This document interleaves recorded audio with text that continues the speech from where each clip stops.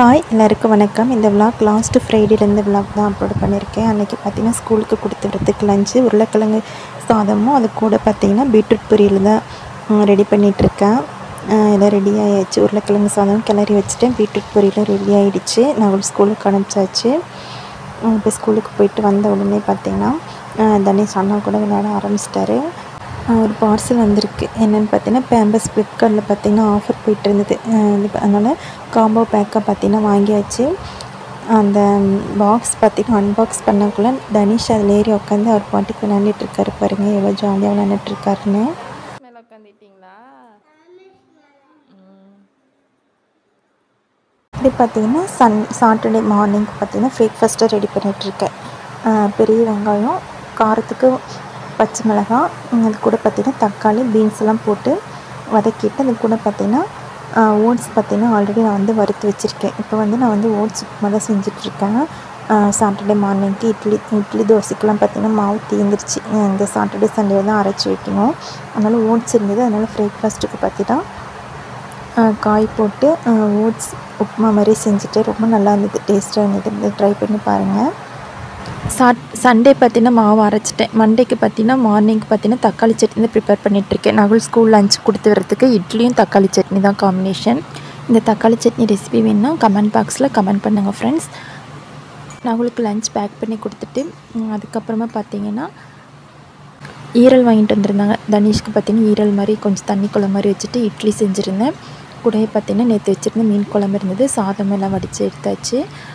நேற்று மாவு அரைக்கும் போதே பார்த்திங்கன்னா வடைப்பருப்புக்கும் ஆட்டி வச்சுட்டேன். அதை வந்து ஃப்ரிட்ஜில் ஸ்டோர் பண்ணி ஆட்டின வெறும் பருப்பை ஃப்ரிட்ஜில் ஸ்டோர் பண்ணி வச்சுட்டேன். இப்போ வந்து காலையில் பார்த்திங்கன்னா ஃப்ரெஷ்ஷாக பார்த்திங்கன்னா வடை சுட்டு எடுத்துக்கலாம். அப்பப்போ நம்மளுக்கு எப்போ வேணுமோ அப்போ வந்து அந்த மாவு வெளியே எடுத்து வச்சு நம்ம வெங்காயம், பச்சை மிளகாய் அதெல்லாம் போட்டு வடையாக வந்து நம்ம வந்து தட்டி எடுத்துக்கலாம்.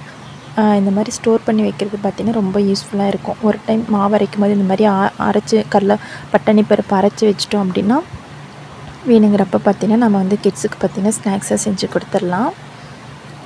நான் இன்றைக்கி காலையில் பார்த்திங்கன்னா வடை தான் வந்து செஞ்சிட்ருக்கேன். மழையும் பார்த்திங்கன்னா பேஞ்சிட்ருக்கு. நல்லா சூடாக வடையும் போட்டு எடுத்துட்டேன். சாப்பிட்றதுக்கு ரொம்ப நல்லா இருந்துச்சு.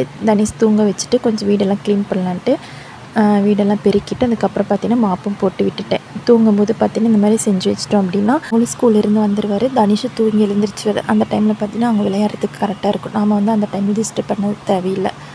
மாப்பெல்லாம் அவங்க தூங்கும்போது போட்டு வச்சிட்டோம் அப்படின்னா ரொம்ப ஈஸியாக இருக்கும். அதனால தான் பார்த்திங்கன்னா இந்த டைமில் இந்த வேலை பண்ணிகிட்ருந்தேன். வீடு ஃபுல்லாக பார்த்திங்கன்னா க்ளீன் பண்ணி எல்லாம் மாப் போட்டு விட்டாச்சு. அதே குட்டீஸ்கெலாம் இருக்கும்போது நம்ம வீடு துடைச்சோம் அப்படின்னா அங்கேயும் ஓடிக்கிட்டு மிதிச்சிக்கிட்டு அந்த மாதிரி தான் இருக்கும். அதனால் அவங்க தூங்கும்போது பார்த்திங்கன்னா இந்த மாதிரி வேலை செஞ்சு வச்சுருவேன். நம்மளுக்கும் பார்த்திங்கன்னா கொஞ்சம் ஈஸியாக இருக்கும். வீடெல்லாம் பார்த்திங்கன்னா க்ளீன் பண்ணியாச்சு. தனிஷும் இன்னும் எழுந்திரிக்கலை, தூங்கிட்டு தான் இருக்கிறாரு. ஒரு 2:30 3 o'clock இருக்கும். நல்லா மழை பெய்ய ஆரம்பிச்சிருச்சுங்க. காலையில் தான் நல்லா வெயில் அடிக்குதுன்னு சொல்லி துணியெல்லாம் மேலே காய போட்டுட்டு இருந்தேன். சின்ன துணியெல்லாம் பார்த்திங்கன்னா பால்கனிலே போட்டுட்டேன். இதெல்லாம் நலையில. ஆனால் மேலே இந்த டைம் பார்த்திங்கன்னா நல்லா காஞ்சி வந்திருக்கும். ஆனால் நான் போய் எடுக்காமல் விட்டுட்டேன். தனிஷ் தூங்கிட்டு இருக்காரு. சரி தூங்கி எழுந்திரிச்சோன்னே போய் எடுத்துகிட்டு வந்துடலான்னு பார்த்தேன். ஆனால் அதுக்குள்ளே பார்த்திங்கன்னா நல்லா மழை வந்துருச்சுங்க. மறுபடியும் அந்த துணி பார்த்திங்கன்னா ஒரு நாள் ஃபுல்லாக காஞ்சிட்டு தான் அதுக்கப்புறம் தான் எடுக்கணும்.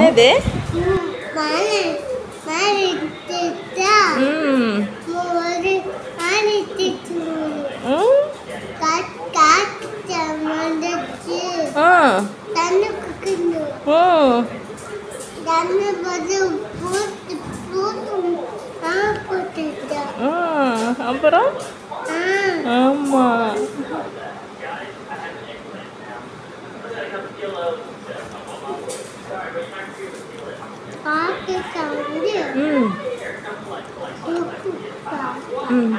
வடையை தூக்கிட்டு போயிடுச்சா?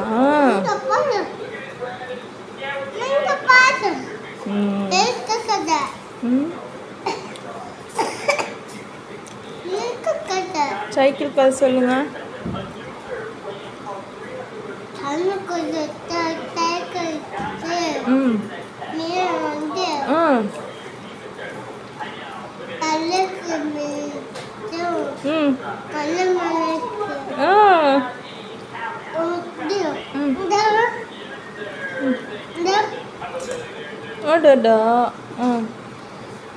அப்புறம் அடடா அப்புறம் என்னாச்சு? சைக்கிள் வந்து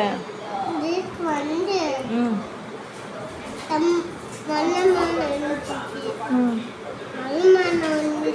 ம் ம் மலை மேலே இருந்துச்சா?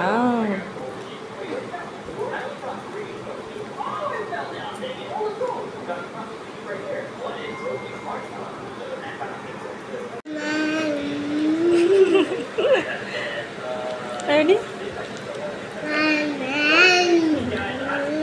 அவங்களும் பார்த்தீங்கன்னா ஸ்கூல்லேருந்து வந்தாச்சு. வந்தோடனே அவங்களுக்கும் பார்த்தீங்கன்னா வடை போட்டு கொடுத்துட்டேன், சாப்பிட்டுட்ருக்காங்க. தனிஷும் பார்த்தீங்கன்னா கொஞ்ச நேரம் இந்த மாதிரி விளையாண்டுட்டு இருந்தார். அவங்க 2 பேரும் விளையாடட்டும்.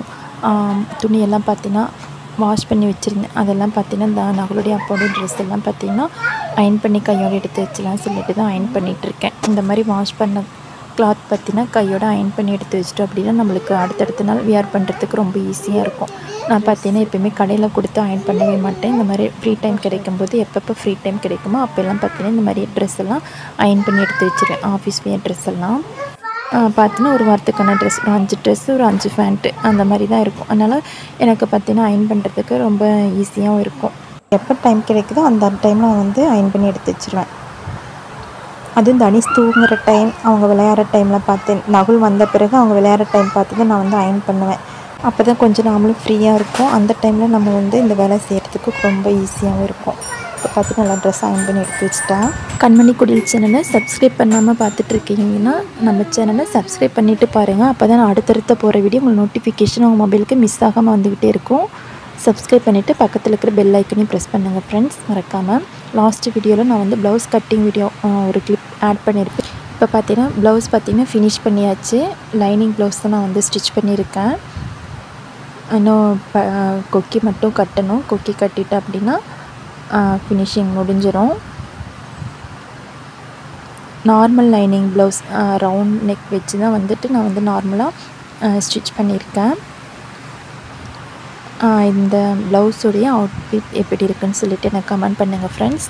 நார்மல் ப்ளவுஸ்லேருந்து பார்த்தீங்கன்னா இப்போ லைனிங் ப்ளவுஸ் வந்துட்டு ஸ்டிச் பண்ண லேர்ன் பண்ணியாச்சு. ப்ளவுஸ் தைக்கிறதுக்கு முன்னாடி நாள் பார்த்தீங்கன்னா ப்ளவுஸ்லாம் பார்த்தீங்கன்னா கட் பண்ணி எடுத்து வச்சுருவேன்.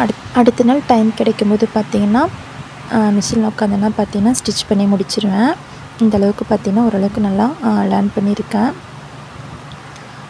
ப்ளவுஸ் தைக்க தான் பார்த்திங்கன்னா நம்மளுக்கு வந்து ஒரு எக்ஸ்பீரியன்ஸ் கிடைக்கும். எப்படியெல்லாம் நம்ம தப்பு பண்ணுறோம், எந்த மாதிரி நம்ம வந்து அதை வந்து கிளியர் பண்ணி அடுத்த லெவலுக்கு தைக்கணும் அப்படின்னு சொல்லிட்டு இந்த மாதிரி ஃபினிஷிங் அவுட்ஃபிட் கொண்டு வரத்துக்கு பார்த்திங்கன்னா நான் ஏகப்பட்ட ப்ளவுஸ் பார்த்திங்கன்னா நிறைய வேஸ்ட் பண்ணியிருக்கேன். இப்போ பார்த்திங்கன்னா ஓரளவுக்கு நல்லா கற்றுக்கிட்டேன். நிறைய ப்ளவுஸில் மிஸ்டேக் பண்ணி தான் பார்த்திங்கன்னா இந்தளவுக்கு நான் வந்து தைச்சி பழகியிருக்கேன். அதுலேருந்து லேர்ன் பண்ணி தான் இந்தளவுக்கு நான் வந்து ஸ்டிச் பண்ண பழகியிருக்கேன். தேங்க்யூ ஃபார் வாட்சிங்.